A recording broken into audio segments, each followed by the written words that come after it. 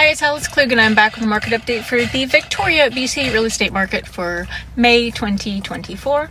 And we're going for a walk because this girl, hi, she needs a walk, so we're gonna go do that. So let's go.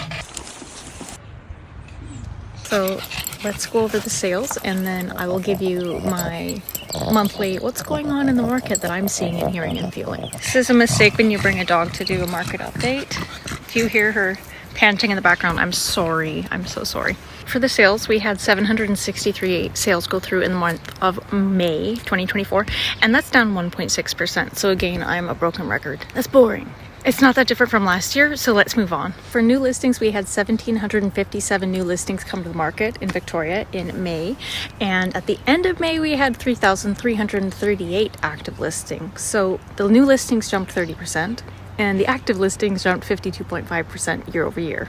And for homes, the benchmark home price in Victoria, BC was 1.309 million. And that was up 0.7%. So year over year, not too big of a change price wise. And I know you all think they're going down, but I mean, technically they're not. Technically they're going up like by that much. So for condos in Victoria, the benchmark home price for those is $569,000, which is up 1.2% versus last year. The average price for condos in Victoria is $613,000, and that's down 9% year over year. So down on the average. And last but not least, for townhomes, we're sitting at $836,000 for the average townhome in Victoria, BC, which is down 2% year over year. Now for the news that everybody was waiting for. Yes, we had a rate decrease this morning. So we're sitting at 4.75% now, thanks to Bank of Canada. And I don't know, I kind of saw it coming. I bet you saw it coming too. I think everyone was expecting it, so it's not a surprise. But good news for people on variables. It's definitely starting that trend of downward rates. And, you know, typically you might see that rate drop cycle maybe completing in like 18 months. So we're just getting started. But do I think it's going to change the market and completely flood buyers into the market? No, I don't. And I don't think that the market will crash either right now. I could be wrong, but I do feel like right now nobody really knows what's going on. And if somebody says they do know what's going on and they're sure it's going to go up or down or crash 50%, I don't think they really know.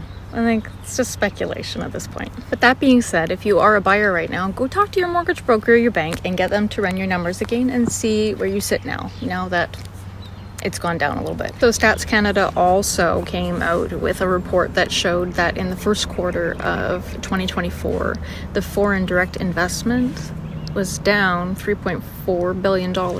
So basically that means that foreign investors are taking their money out of Canada. It's a little, you know, it's basically like they've got what they wanted and now it's kind of a sign of the times that maybe things aren't so good and they're hitting the road.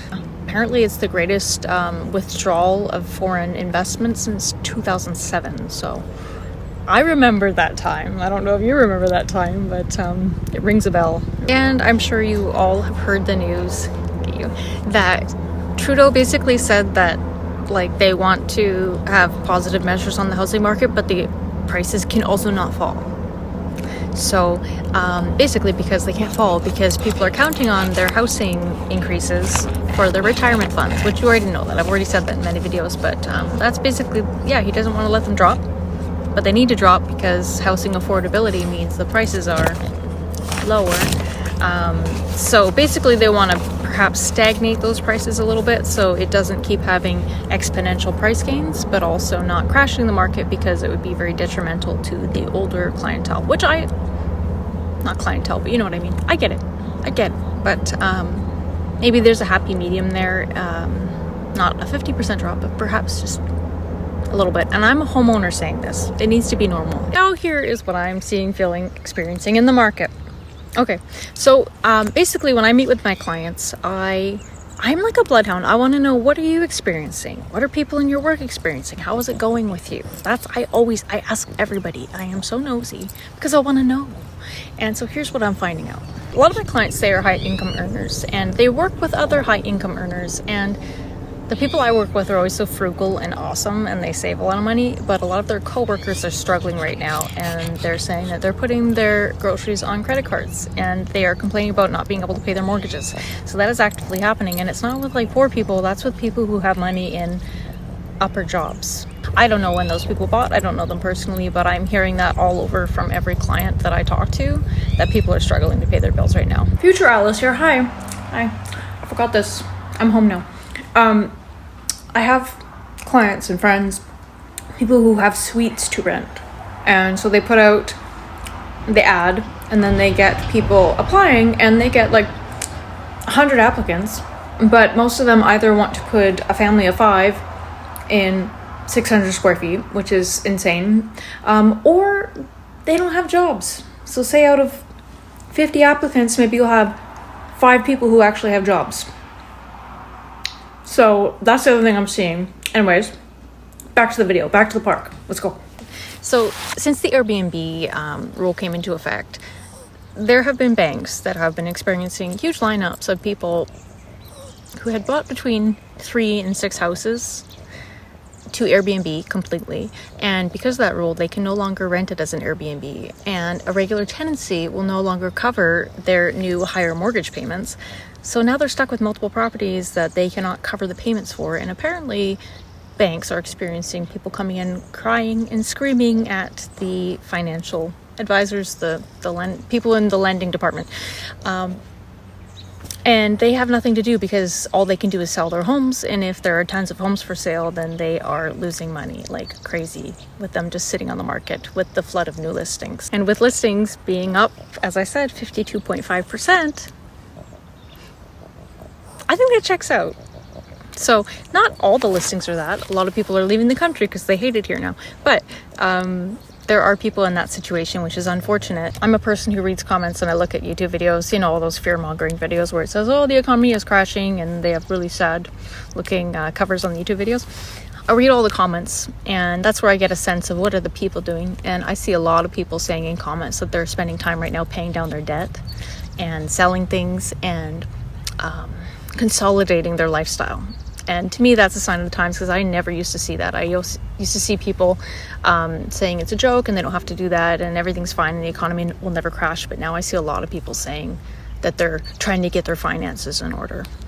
The other thing I see and hear a lot of in comments, and not only comments, but in real life from people I know. Again, I'm not going to say who it is because I don't want to rub anybody's name in the dirt, but I hear a lot of businesses right now that are struggling and on the brink of bankruptcy, which, if you know me, you know my YouTube channel, I've been bubble watching for years, right? I've been waiting for this for years. And I have never heard this level of bad news everywhere I go. Everyone I ask has stories about how bad people are doing right now. I have never heard that in my entire career, and I've been looking for it. So take that for what you will. It might recover, we might rebound back, but this level of people stressing out and having trouble in their businesses, it spooked me, okay? When I heard about the people selling their Airbnbs and lining up and crying, I drove home and I was a little like, kind of reminded me after I watched The Big Short. Do you know what I mean? You remember 2008? I do. That's what it reminded me of. So anyways, I'm going to go walk my dog and let her be free. And I don't want to be fear-mongering. I'm not trying to fear-monger or scare people into doing anything. I think if you want to buy, you should buy and live your life, and just know if you can hang on through any bad times. That's all I care about. I just don't want people getting hurt. But I also don't want you living in fear and being scared of all these things. I think if you're living a very reasonable, healthy life, you should be fine. And if you do feel like you're financially drowning, what I would suggest doing as a cheapskate, print off your bank statements and go through with a highlighter. Go through and say, what are my needs? Highlight your needs, and then get a different color and highlight everything that is not a need. And I guarantee you, I give you my solid guarantee that you'll probably find at least $1,000 to $2,000 of extra money sitting around. And that would help with debt payments or whatever. So that's my golden tip, and it always has helped me out. So if you're struggling, try that.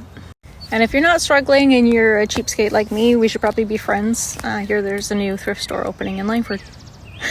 Anyways, I do hope you have a rocking good June. Hopefully it's going to be really nice. I see there's some nice blue sky finally. And yeah, I will see you in July and we'll have the numbers for June. So anyways, have fun and we'll talk soon. Bye. I guess I didn't introduce her. This is my boo, Ari. And she is 13 years old, And she's in a stroller now because she is disabled with arthritis, so she can only really walk a couple minutes, but she says hello. Hey, say hi. I've got a powdered sugar face, yes.